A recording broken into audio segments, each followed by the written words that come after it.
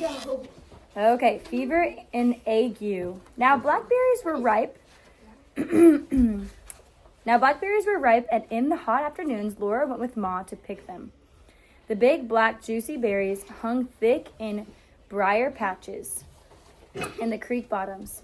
Some were in the shade of trees and some were in the sun, but the sun was so hot that Laura and Ma stayed in the shade. There were plenty of berries. Deer lay in the shady groves and watched Ma and Laura. Blue jays flew at their sun bonnets and scolded because they were taking the berries.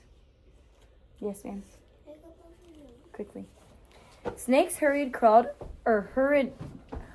crawled away from them, and in the trees the squirrels woke up and chattered at them.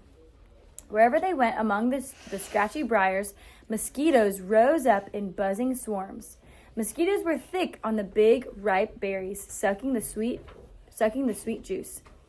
But they liked to bite Laura and Ma as much as they liked to eat blackberries. Not right now.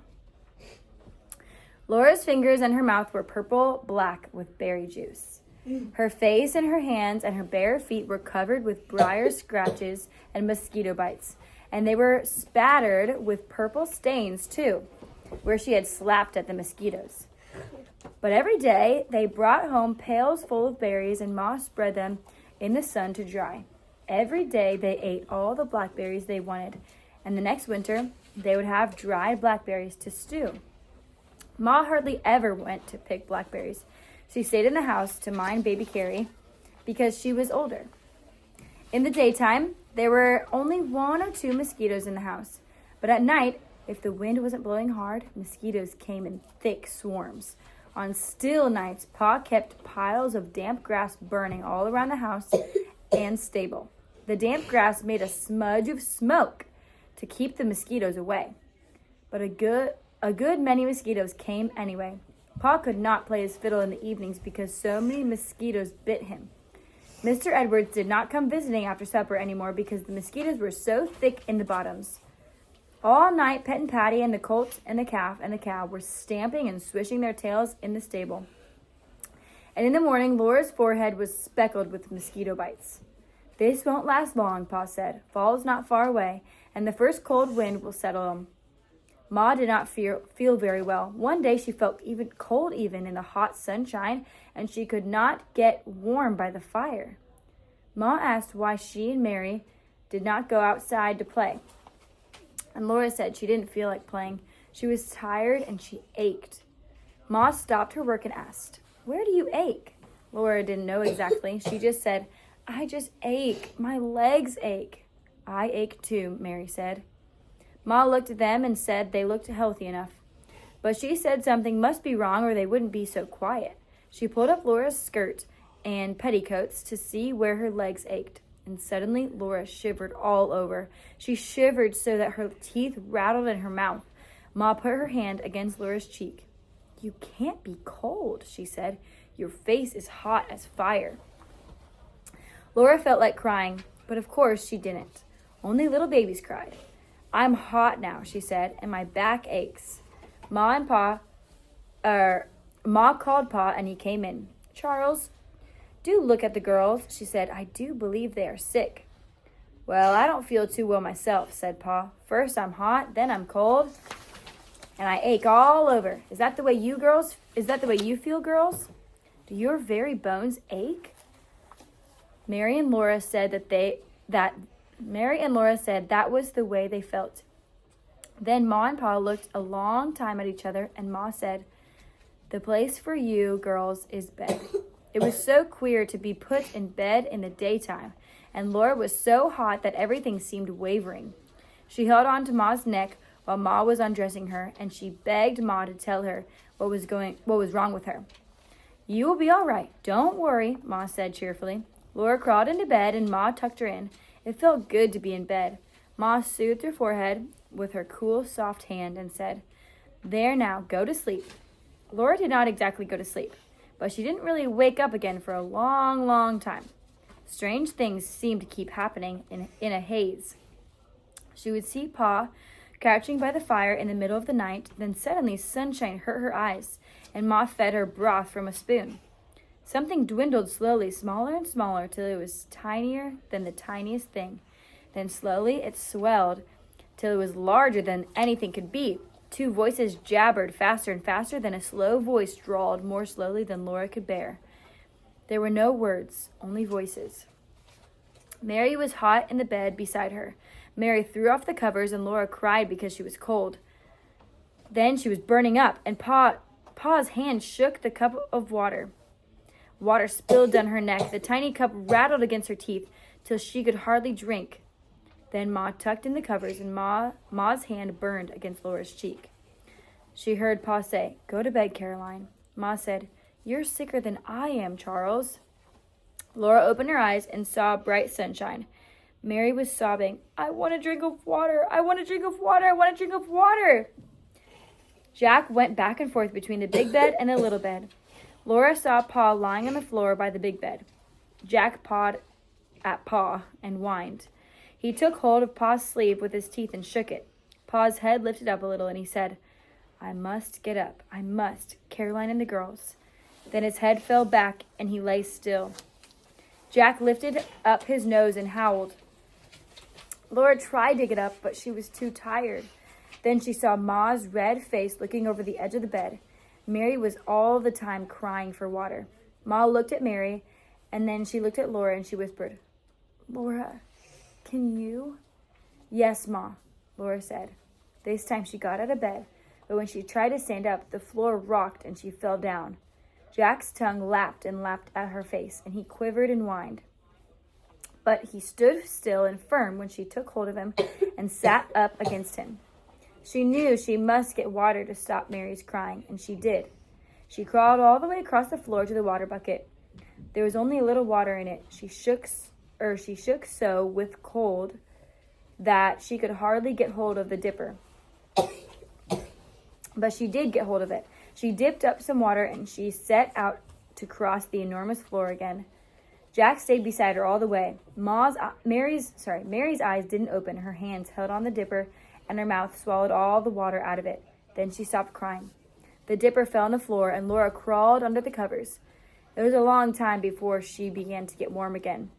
Sometimes she heard Jack sobbing. Sometimes he howled, and she thought, "Go get some water, honey." Sometimes he howled, and she thought he was a wolf, but she was not afraid. She lay burning up and hearing him howl. She heard voices jabbering again, and the slow voice drawling. And she opened her eyes and saw a big black face close above her face. It was coal black and shiny. Its eyes were black and soft. Its teeth shone white in a thick big mouth. This face smiled, and a deep voice said softly, "Drink this, little girl." An arm lifted under her shoulders, and in a black hand held a cup to her mouth. Laura swallowed a bitter swallow and tried to turn her head away, but the cup followed her mouth. The mellow, deep voice said again, "Drink it. It will make you well." So Laura swallowed the whole bitter dose. When she woke up, a fat woman was stirring the fire. Laura looked at her carefully, and she was not black. She was tanned like Ma. "I want a drink of water, please," Laura said. The fat woman brought it at once. The good, cold water made Laura feel better. She looked at Mary, asleep beside her. She looked at Pa and Ma, asleep in the big bed. Jack lay half asleep on the floor. Laura looked again at the fat woman and said, "Who are you?" "I'm Mrs. Scott," the woman said, smiling. "There now, you feel better, don't you?" "Yes, thank you," Laura said politely. The fat woman brought her a cup of hot prairie chicken broth. "Drink it all up like a good chili," she said. Laura drank every drop of the good broth. "Now, go to sleep," said Mrs. Scott. "I'm here to take care of everything till you're all well." Next morning, Laura felt so much better that she wanted to get up, but Mrs. Scott said she must stay in bed until the doctor came.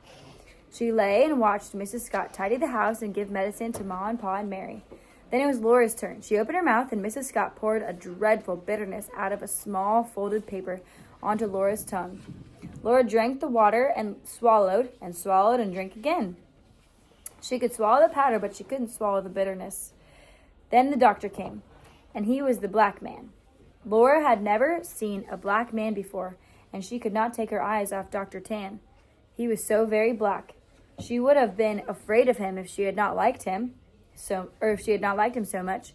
He smiled at her with all his white teeth. He talked with Pa and Ma and laughed a rolling, jolly laugh. They all wanted him to stay longer, but he had to hurry away. Mrs. Scott said that all the settlers up and down the creek had gotten fever and ague. There were not enough well people to take care of the sick, and she had been going from house to house working day and night. It's a wonder that you ever lived through, she said. All of you down at once. What might have happened if Dr. Tan hadn't found them, she didn't know. Dr. Tan was a doctor with the Indians.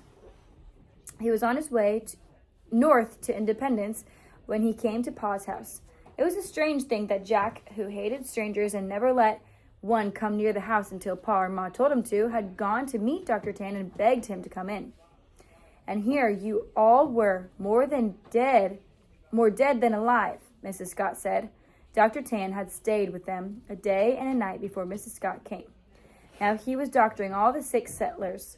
Mrs. Scott said that all the sickness came from eating watermelons, she said. I've never 100 times, if I have once, that watermelons. What's that? Pa exclaimed. Who's got watermelons?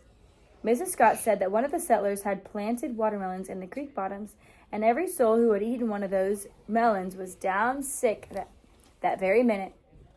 She said she had warned them. But no, she said, there was no arguing with them. They would eat those melons, and now they're paying for it. I've tasted a good slice of watermelon since Hector was a pup, said Pa. Or I haven't. Sorry, I missed that. Let me go back.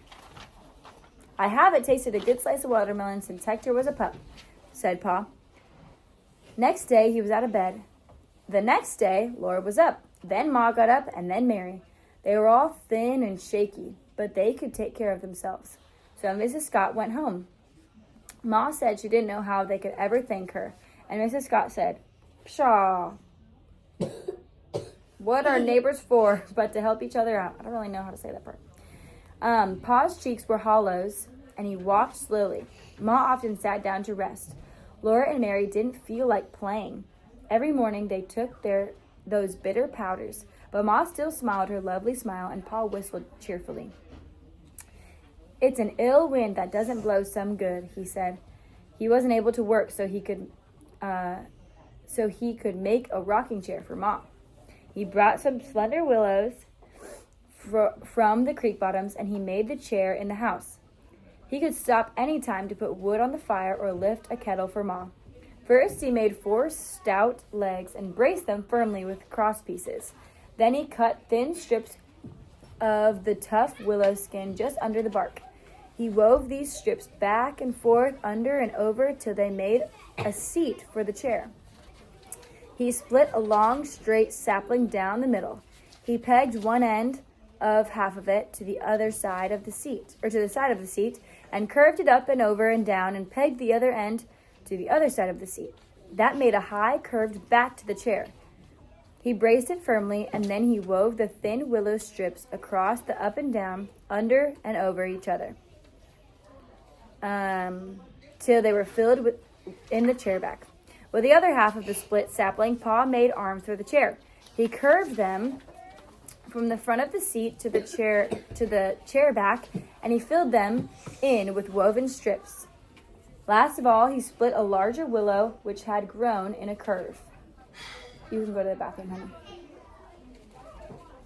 Last of all, he split a larger willow which had grown in a curve.